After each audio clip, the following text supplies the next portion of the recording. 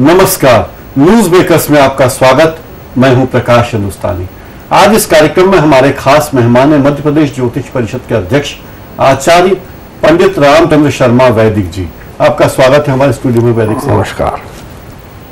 वैदिक साहब ज्योतिष की तमाम विधाओं के ज्ञाता हैं, विशेषज्ञ हैं।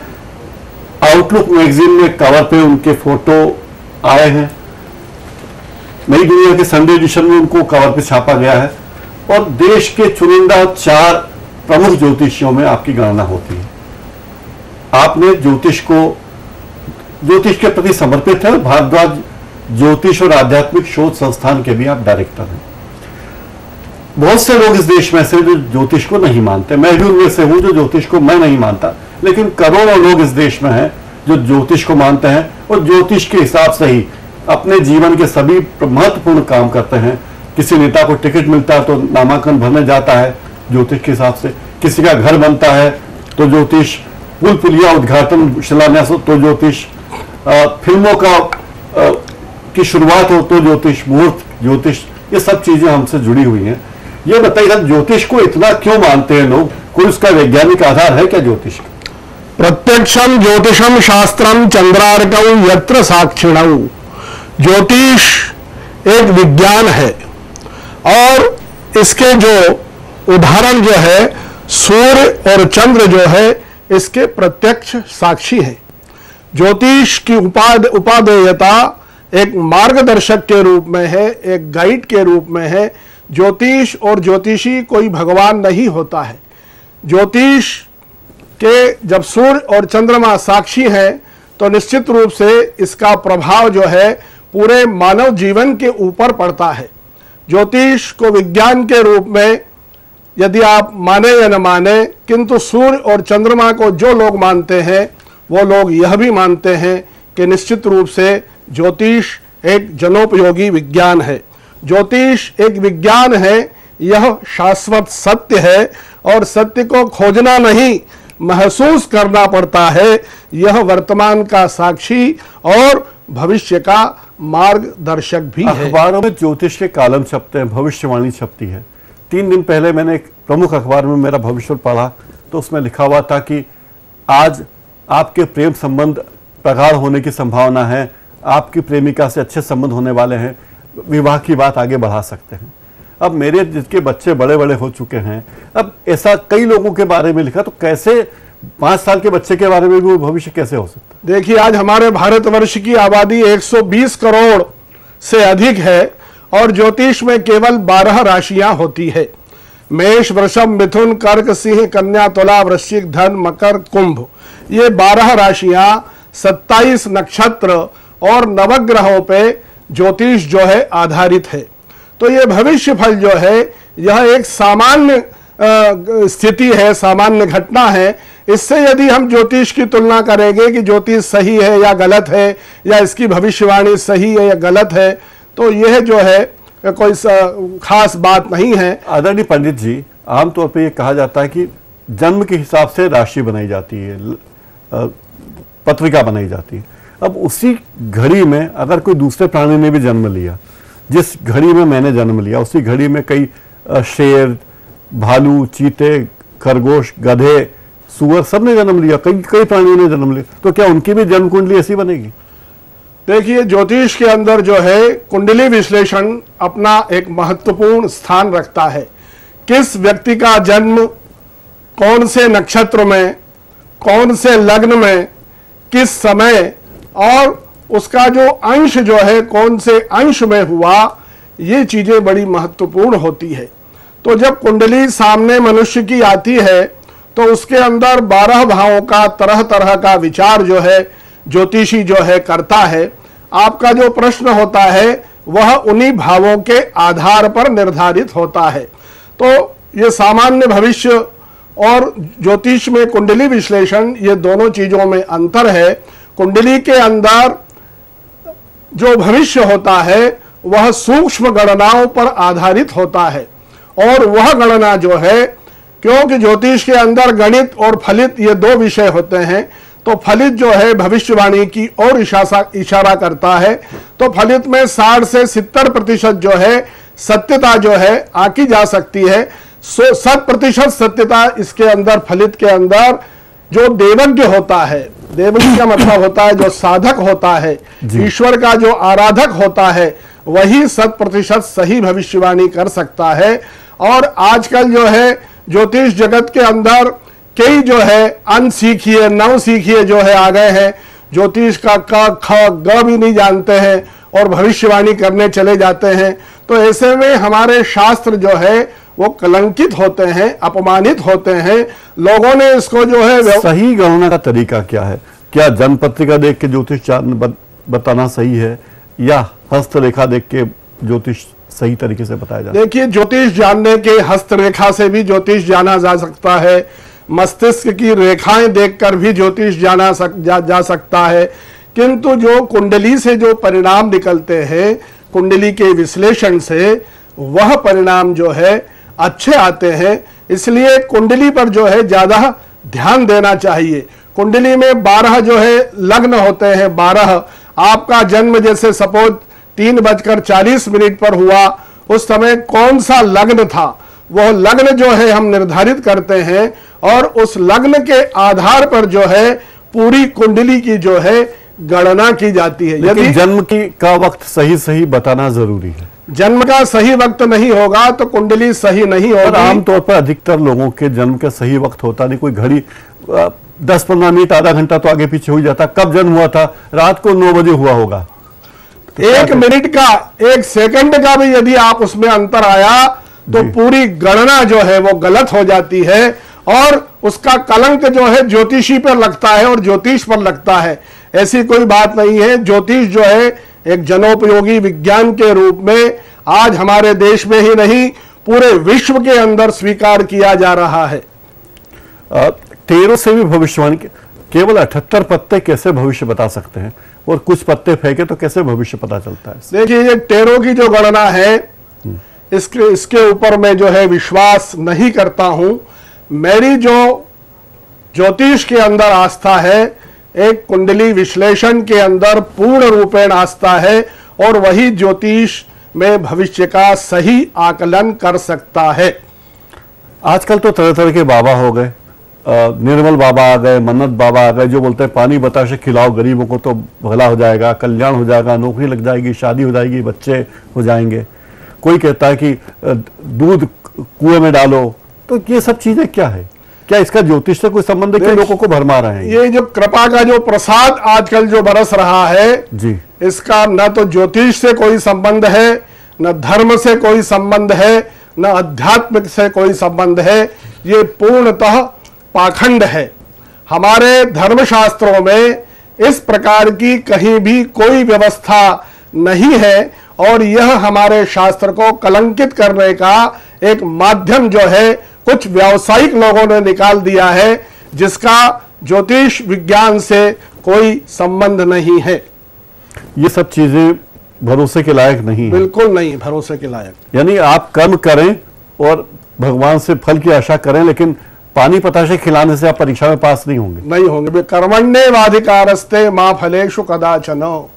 देखिए, कर्म और भाग्य ये दोनों चीज अपनी जगह जो है अलग अलग है। यदि आपके कर्म अच्छे होंगे तो निश्चित रूप से आपका भाग्य भी अच्छा होगा और यही हमारी कुंडली का निर्देश भी है। कुंडली में नवम से भाग्य जाना जाता है, वहीं दशम से कर्म जाना जाता है। तो कर्म और भाग्य जो है ये दोनों एक दूसरे के पूरक हैं।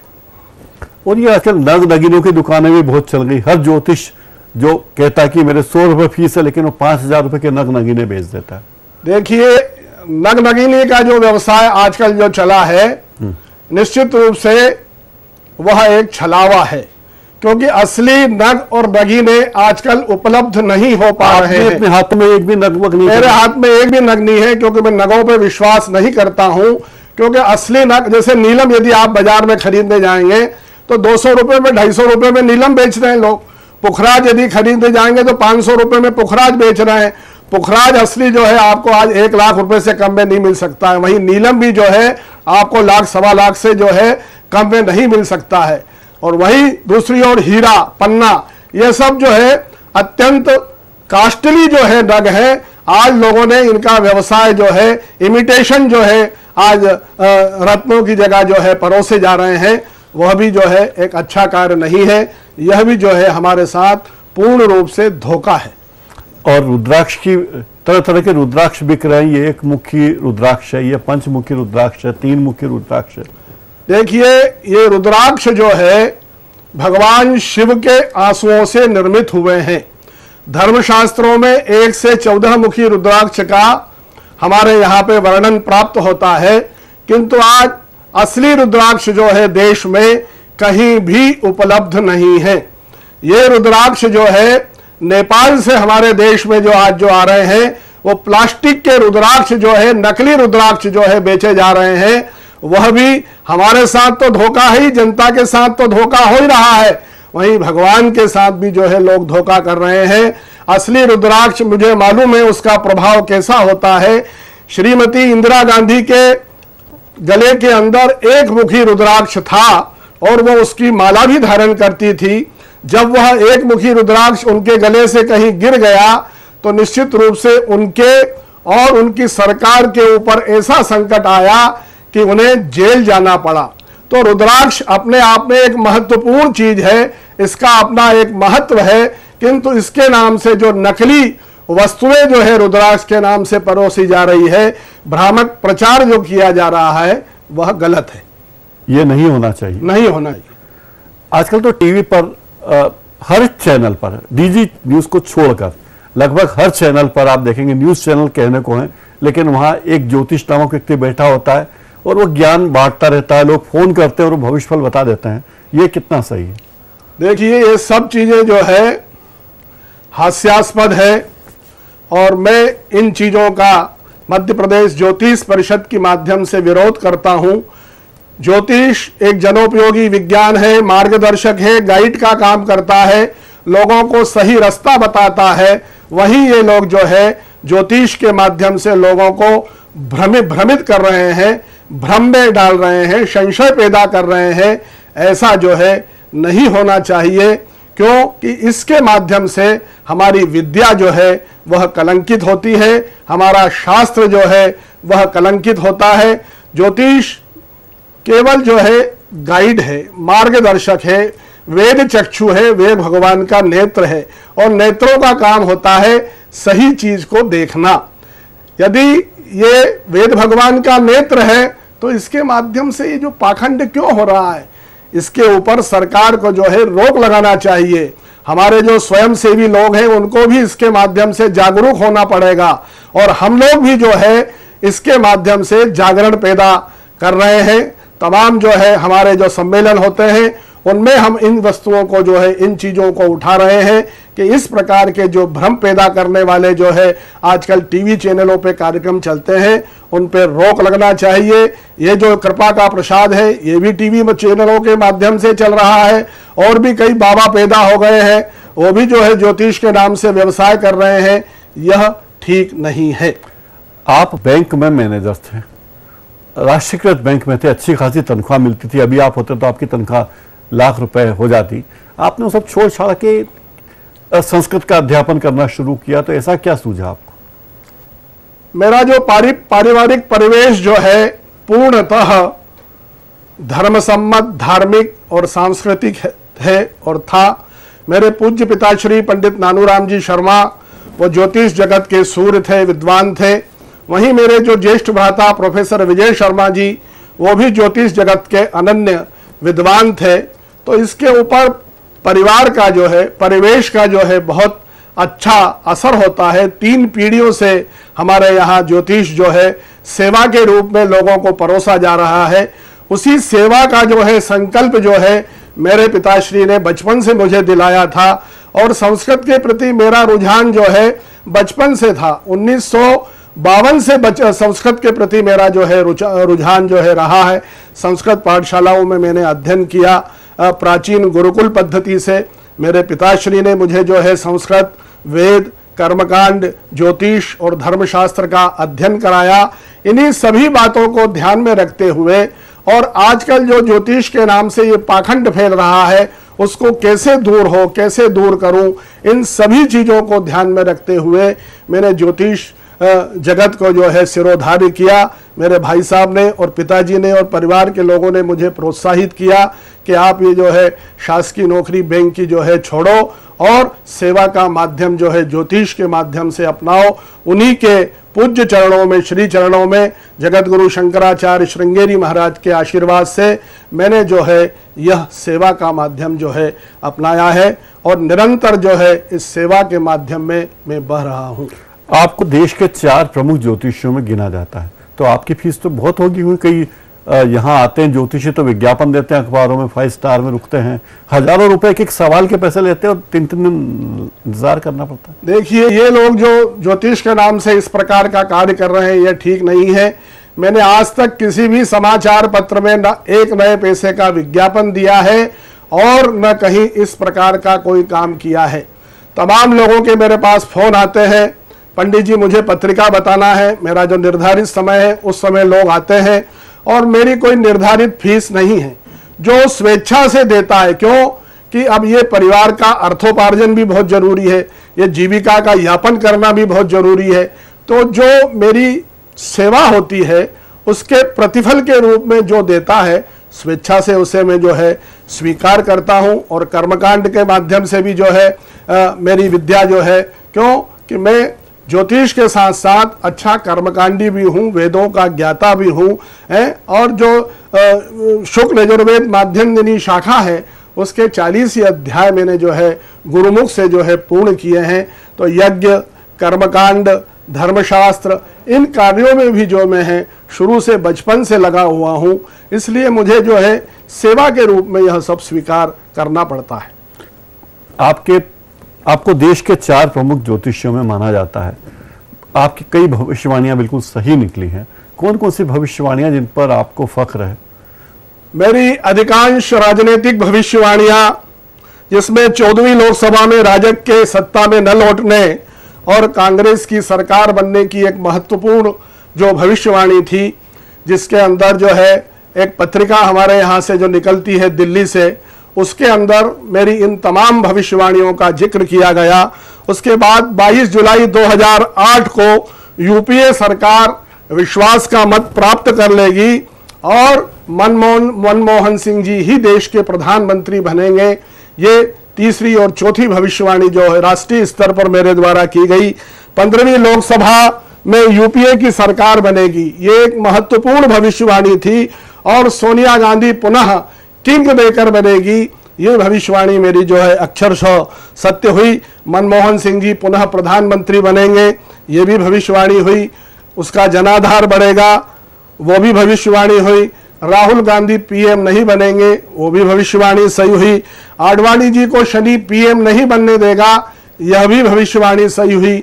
उसके ऊपर खेल जगत के अंदर अनेक भविष्यवाणियां मैंने ऐसी डीजी चैनल के माध्यम से की है, वह भी अक्षरशः सही हुई है। और इन भविष्यवाणियों के ऊपर मुझे गर्व होता है, गौरव होता है, मेरी विद्या के ऊपर, मेरे शास्त्र के ऊपर और मेरे विज्ञान के ऊपर। और मुझे फक्र है कि मुझे मेरे गुरुओं ने जो विद्या दी है, जो संदेश दिया है, निश्चित रूप से वह शाश्वत रूप से सही दिशा में जा रहा है। यही मेरी जो है पूंजी है। अब एक दौर में केवल ब्राह्मण वर्ग के लोग ही ज्योतिष होते थे, आजकल तो ईसाई भी हो रहे हैं, यहूदी भी हो रहे हैं, पारसी भी हो रहे हैं।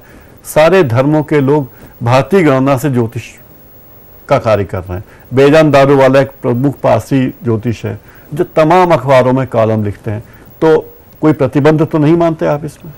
देखिए, इसमें धर्म का, विद्या ग्रहण करने में धर्म का कोई प्रतिबंध नहीं है। कोई भी व्यक्ति किसी भी धर्म का हो, किसी भी समाज का हो, यदि वह कोई विद्या ग्रहण करना चाहे। आज कई मुस्लिम लोग ऐसे हैं देश के अंदर जो संस्कृत के विद्वान हैं, संस्कृत धारा प्रवाह बोलते हैं। कई ईसाई लोग संस्कृत की धारा प्रवाह जो है उसका जो है पठन पाठन करते हैं। तो धर्म का इसमें कोई प्रतिबंध नहीं है, किंतु यह विद्या जो है विधिवत ग्रहण करना चाहिए, गुरुकुल पद्धति से आना चाहिए। क्योंकि जो विद्या आजकल तो क्या टेक्स्ट बुक, पॉकेट बुक निकल रही है, तमाम जो है बाजारों में बिक रही है और उससे बड़े बड़े ज्योतिषी बन रहे हैं।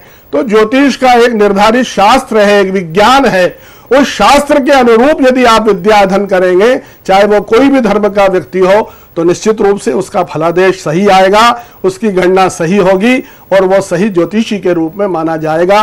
किंतु आज ये फर्जी लोग जो है इस विद्या के अंदर लग गए हैं, निश्चित रूप से हमारा यह विज्ञान और हमारा शास्त्र कलंकित हो रहा है। आचार्य जी, हमारे आग्रह पर आप हमारे स्टूडियो पधारे, आपने हमसे बातचीत की, अपने विचारों से हमें अवगत कराया, आपका बहुत बहुत धन्यवाद। न्यूज मेकर्स के इस कार्यक्रम में फिलहाल इतना ही। आप हमारा ये कार्यक्रम YouTube पर जाकर भी देख सकते हैं। YouTube का URL स्क्रीन पर नीचे दिया गया है। नमस्कार।